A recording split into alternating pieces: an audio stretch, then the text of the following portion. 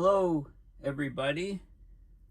My name is Paul Beckwith, and I would argue that the most prominent, important climate scientist alive today is Dr. James Hansen, and I felt this way about him for many, many years, and I've been very fortunate to meet him on several occasions at the UN climate conferences at the end of the year on a number of different occasions, and even been fortunate enough to have him to be in some press conferences with the Climate Emergency Forum with James Hansen and also his colleague and his lawyer colleague, Dan Galpern. So I've said in the past that when James Hansen posts an article or a paper on his Columbia University website, it's not to be missed, and this is true for this latest article that he just posted on July 8th. It's very, very important, although it's of a different nature. So in this age of fake news, deep fakes from AI, misinformation, social media, cesspools, conspiracy theories, wingnuts in power, it's very, very important for scientists and experts in all different fields to step up and try to give people in the public and also in other fields and in their own field the benefit of their expertise to try to counter some of this misinformation. So let's talk about that sort of thing in this video, starting with James Hansen's excellent work and his most recent blog posting. So if I just Google James Hansen, Columbia, and if you go to his Columbia University website, which is here, he posts his recent communications, and he updated this July 8th, which was just yesterday, a formula to keep the science flame burning. Okay, so that's what I'm going to talk about first. So you may have heard of the cuts that the U.S. government has been doing to science in the U.S., and they're targeting climate change. They're talking about closing Mauna Loa, the mountaintop greenhouse gas monitoring station that's had a continuous record, the Keeling curve, since 1958 or something like that. And we will get data from other sources, but the cuts are crazy, and they've also cut the GISS, Goddard Institute of Space Science, which is one of the main sources of global temperature. There's 4 or 5 different research places that post global temperature records, and GISS is one of the very important ones. So Hansen's asking, why is the Trump administration trying to kill a small space science institute in New York City? And he explains it. He goes back to Galileo and the idea of scientific inquiry. So he goes from Galileo's method of scientific inquiry from many, many centuries ago, and he ends with a special role of special interest money in the U.S. government. So Galileo, of course, people know him for the telescope. He improved the telescope, allowing clearer observations of the planets and the sun. He differed from his peers. He was very outspoken. He was unafraid to challenge authority, which is what scientists need to be doing today. He claimed that the world should be understood based on observations, based on data, things that we can measure and see. He also spoke directly to the public. He obtained support, philanthropic support. A few wealthy people supported his work, supported his observations, provided him funding for his work. And Galileo openly described the conclusion that he could gather from looking through the telescope that Earth was not the center of the solar system, which was believed at the time. Earth revolved around the sun. Okay, and there were deniers, all kinds of deniers, not climate, but science deniers, saying that no, Earth was the center of the solar system. Everything was revolved around the Earth. So Galileo's implications, what he said, it rattled the establishment of an Earth-centric universe. He was opposed not only by the Catholic Church was against him, very powerful Catholic Church. Many professors were against him. They didn't fully understand his work. They were reluctant to support his so-called heretical, going against the church viewpoint. So there was an inquisition, and Galileo was imprisoned. He recanted his views in order to save his own life. If he didn't recant them, he would have been executed.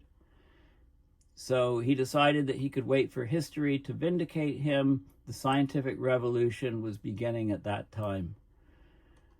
Now, science research and the primacy, the importance of observations, it was well advanced by October 1957 when the Soviet Union launched Sputnik 1, the first human-made Earth satellite.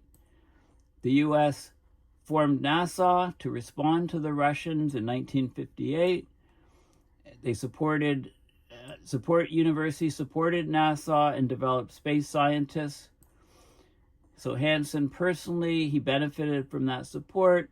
He was a 25-year-old postdoc in February 1967, and he drove from Iowa City, where he grew up, or was at the time, to New York City. He went to the NASA Goddard Institute for Space Studies, which is on the edge of the Columbia University campus. So GISS, Goddard Institute for Space Studies, attracted scientists from around the world to do space science research. There's a Vimeo movie on it, Universe on a Scratch Pad. Okay, well worth watching. And, it describes some of the research there. This guy built a microwave telescope, discovered molecules in space, surveyed the Milky Way. So there's a lot of revolutionary science that was done at Goddard Institute of Space Science. This is just one example. They measured interstellar medium, molecules up there, star formation. And also, there was a world expert on light scattering. So Hansen led a team that developed an instrument for the Pioneer mission to Venus, first space mission to Venus, to investigate the veil of Venus, which shrouds Earth's neighbor. They measured aerosols in the atmosphere of Venus, the first airborne particles that turned out to be sulfuric acid. More precisely in the 1970s, and aerosols on Earth are measured today. So very accurate instrumentation. So what's the justification for a small laboratory? The first GISS director described the GISS formula. So what's the GISS formula for research? And the research was with nearby universities, including Columbia, New York University, City University of New York, SUNY. So the formula put equal emphasis on observations. Observations are, of course, the foundation of science, and the theory. It was in an urban setting, so, it cost a bit more to run, but there was a lot of gain because there was a lot of top-notch universities and top-notch academia people there, and it was very close to national media, being close to Washington, D.C., for spreading scientific progress knowledge. So they limited their costs. They only employed a small number of government scientists, but they had loads of students, postdocs, and university research associates. So the GISS formula was basically independent thinking, ability to rapidly change research focus, so not a bureaucratic nightmare, as many universities can become. So as the Earth's ozone layer changed in the 1970s and measurements were made, it became clear that our home planet was more interesting and important than other planets. So Hansen at GISS started compiling Earth observations, including global temperature, and focused his group on computer models, development of global models for computer simulation of climate change on Earth. Still very important work that's gone on until today. In 1982, he became the director of GISS. He was told to move it to the main Goddard Center, which housed 10,000 employees in suburban Maryland, but the GISS formula would have been lost. They wouldn't have had that flexibility, so they didn't go. They got reduced government funding. They examined climate change, looking at paleoclimate, the history of climate change, global climate modeling, and 3 observations of ongoing climate change. So looking at those 3 things with equal emphasis, then Hansen gained enough knowledge to testify to Congress in 1988 with a high degree of confidence that the world had entered a period of global warming driven by human-made changes to Earth's atmosphere. And then Congress put money into a NASA mission to planet Earth to study global change. So GISS scientists proposed small satellites for critical climate measurements of aerosols and cloud effects, because that was a big unknown in the climate models. Aerosols have a direct effect. They increase the reflection of sunlight to space, causing global cooling that offsets some of the warming from increasing CO2 and other greenhouse gases. But NASA management saw this as a threat to their larger satellite programs, so they refused to do this, refused to put up these small satellites. At GISS, they continued to advocate for small satellites for decades. And again, they were supposed to be moved to Maryland, but they refused. They survived where they were with further reductions of support, but managed to preserve their perspective and their intellectual integrity. Carried out additional research and aircraft measurements, proposed a small satellite aerosol mission with NASA Ames, but it was blocked by the director of Goddard Space Flight Center, so Hansen retired from NASA and started a broad research program in 2013, Climate Science Awareness and Solutions, based on public and philanthropic support. He cooperated with Professor Jeffrey Sachs at Columbia and other people at Columbia University. The research was based on paleoclimate, climate modeling, and observations, the triad, which is very important, which we, with equal emphasis. And they got results that challenged the dogma of the UN and the IPCC, right? Showing that the IPCC work is seriously flawed. Okay, people didn't like that. The key issue is climate sensitivity. Okay, so that's how much warming we can expect for a doubling of CO2. So the climate sensitivity is the equilibrium or eventual global warming in response to doubled CO2. The IPCC best estimate is 3 degrees Celsius. It's based mostly on climate models, but if you base it on paleoclimate observations and climate models, what Hansen and his group are showing is that it's much higher than that. It's actually 4.5.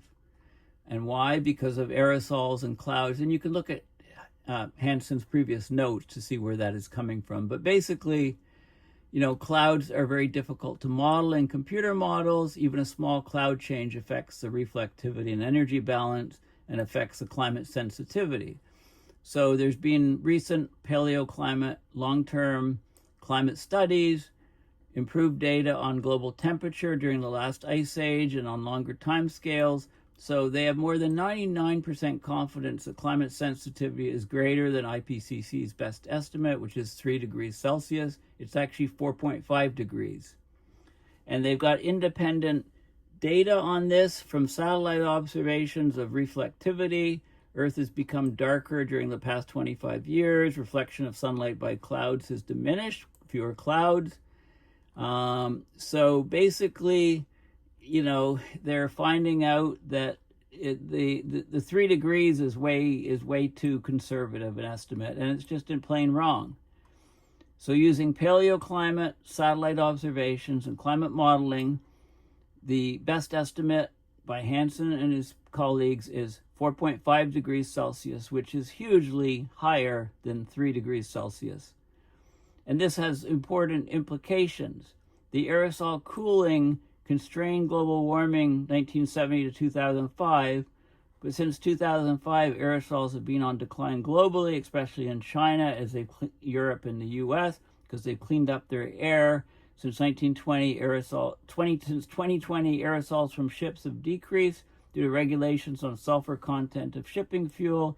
So we're getting accelerated global warming. The global warming rate in the past 2 decades is nearly double the rate in 1970 to 2005. And some years are actually triple the rate.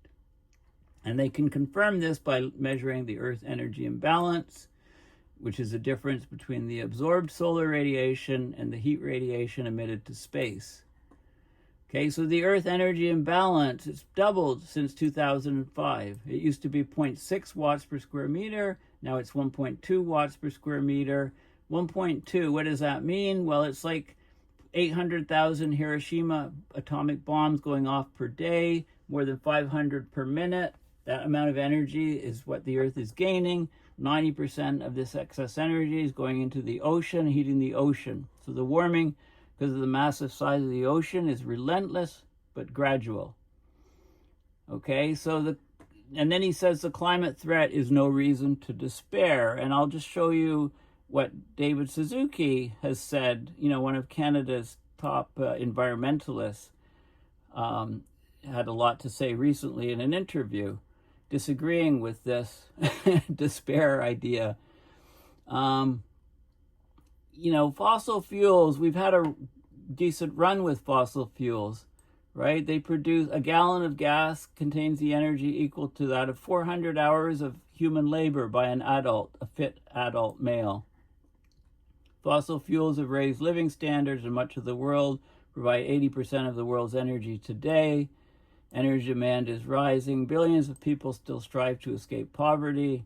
Fossil fuels are convenient. They're affordable as long as they're not required to pay the cost to society caused by the effects on human health and climate change from greenhouse gases.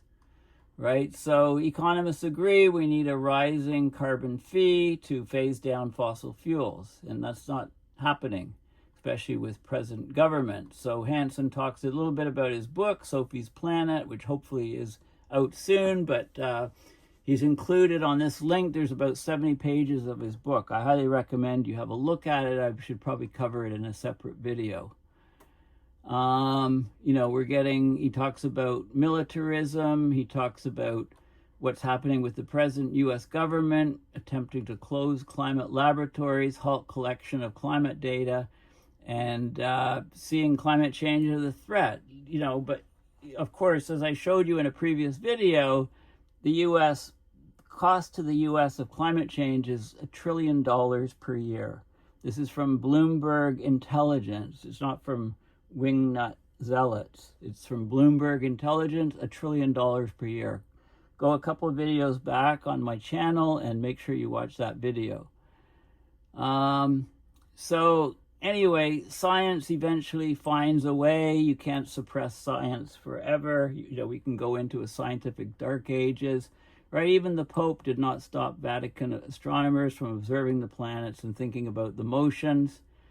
So what's very important for climate data, in terms of climate data, is the satellite data on Earth's radiation balance, ocean measurements by the deep diving Argo floats, and continuous measurements of both data sources is required for absolute calibration of Earth's energy imbalance to see what's going on, right? So science itself is under threat today in a way that Hansen says he thought was no longer possible.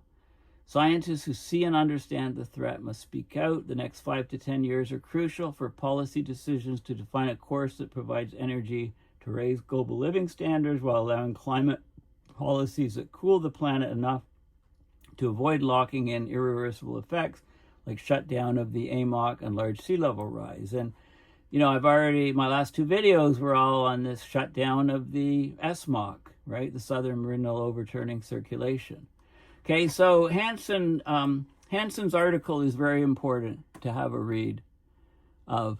And Sophie's Planet, the link in the last article, there's 72 pages of Sophie's Planet, which is a book that Hansen's been working on for years. And I'll have to read through this again. I think I did a while ago, but I think I'll have to read through it again and do a review on what he's written so far, and just can't wait till his book comes out. Now, what else is happening?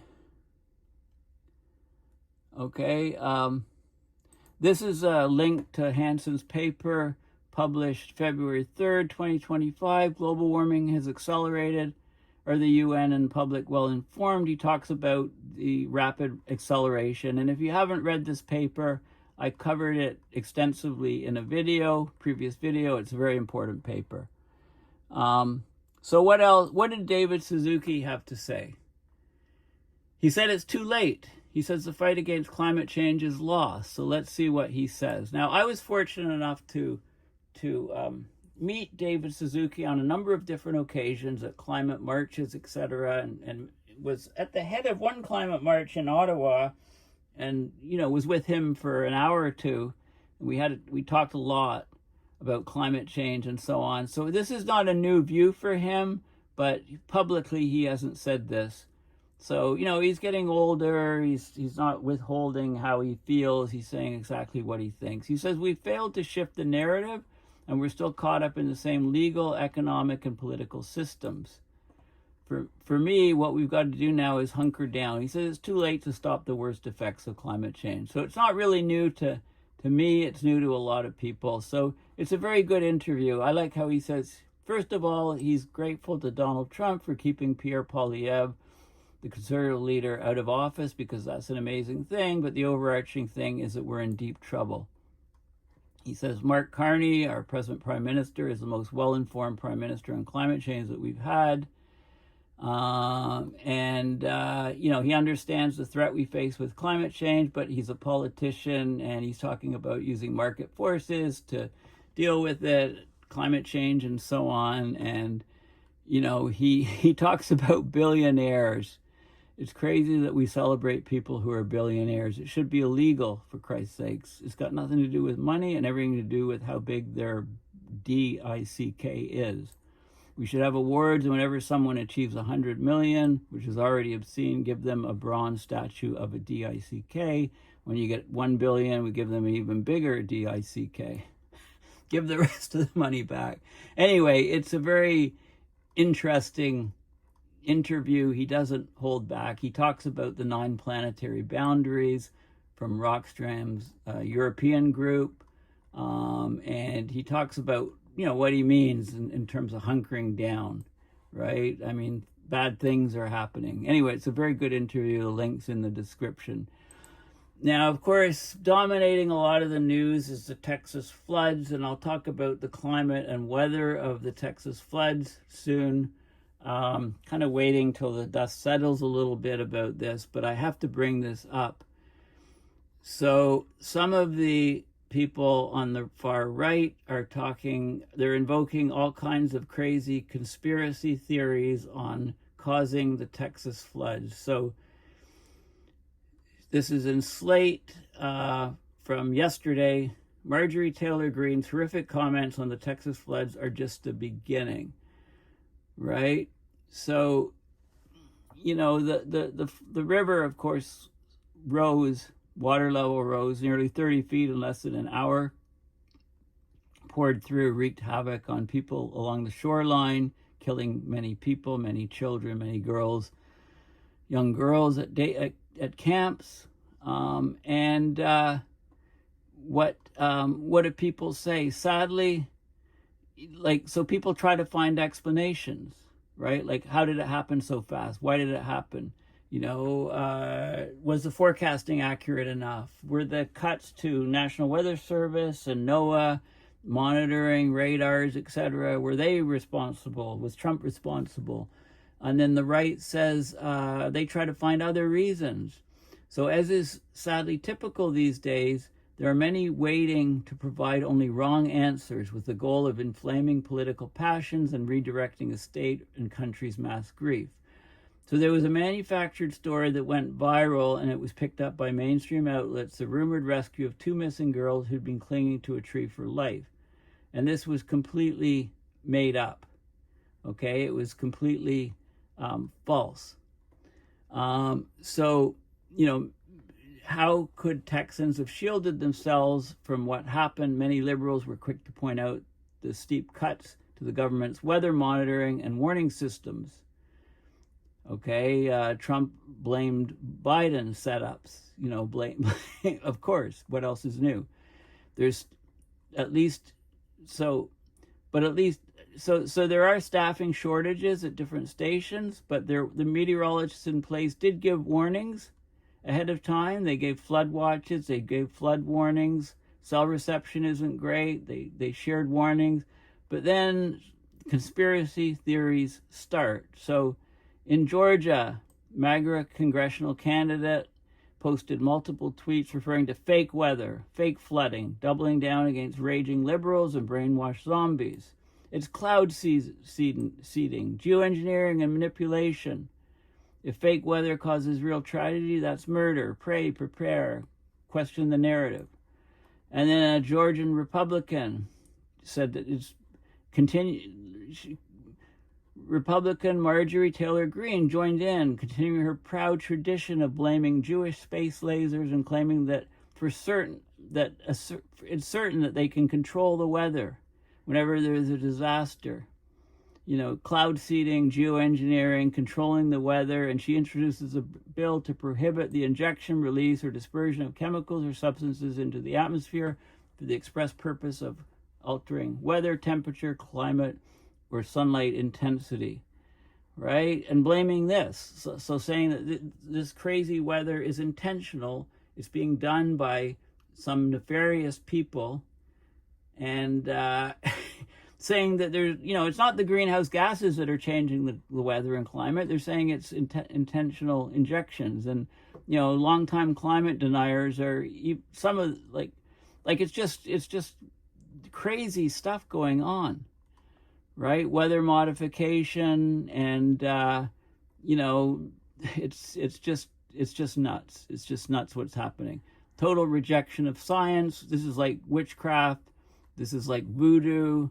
This is like crazy stuff. The idea of chemtrails comes into it. Lots of people believe that. I know, perfectly sane engineers doing their own careers and work in other fields, convinced that chemtrails are and vaccines and all this. You've heard of these conspiracy theories, these anti-science things, these, I call them wingnut theories. This is an article by, I'm not related as far as I know to Ryan Teague Beckwith. There's a silver lining to the latest absurd weather conspiracy theories. A small contingent of lawmakers are blaming silver iodide for extreme weather events, including the flooding in Texas. But at least they're getting closer to the truth. What does he mean by this? Okay, the silver lining. Okay, so we've reached a new stage of climate change denial, as shown by some deniers. Recent attacks on weather modification.